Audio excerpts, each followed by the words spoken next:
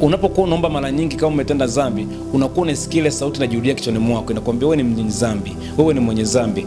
Watu ukitubu dhambi zako, umetubu dhambi zako vizuri kabisa, lakini unajikuta sometimes sauti inakuja tena ndani mwako inakwambia wewe ni mwenye dhambi, wewe ni mwenye dhambi.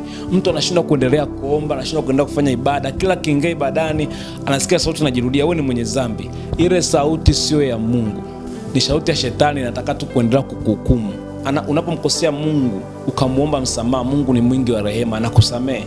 Hahitaji vitu vingine vya kumfanya hadi akusamehe.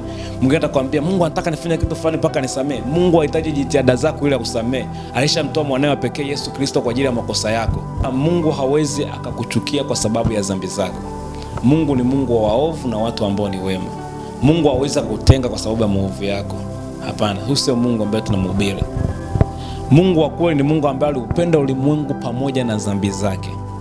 Aliwapenda watu wote kutokana na makosa yao yote. Ndio maana akamtuma Yesu Kristo kwa ajili ya watu wote.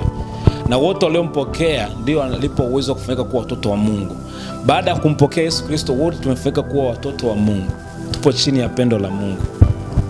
Kwa hiyo hakuna kitu ambacho kinaweza kikatenganisha upendo kati ya baba na mtoto.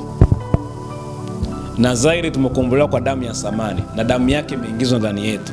Na Yesu anasema kilichozaliwa kwa mwili ni mwili, kilichozaliwa kwa roho ni roho. Sisi tumezaliwa kwa roho, kwa hiyo tumeungamanishwa na Mungu. Kwa kuwa Mungu ni roho na sisi ni roho pia, sisi ni watoto wa Mungu. Mtoto wa nyoka ni nyoka, mtoto wa roho ni roho na sisi ni roho pia. Kwa hiyo tumezaliwa kwa roho. Kuanzia pale hakuna kitu ambacho kinaweza kutenganisha upendo wa Mungu ama uhusiano kati ya mwanadamu na Mungu, hakuna kabisa.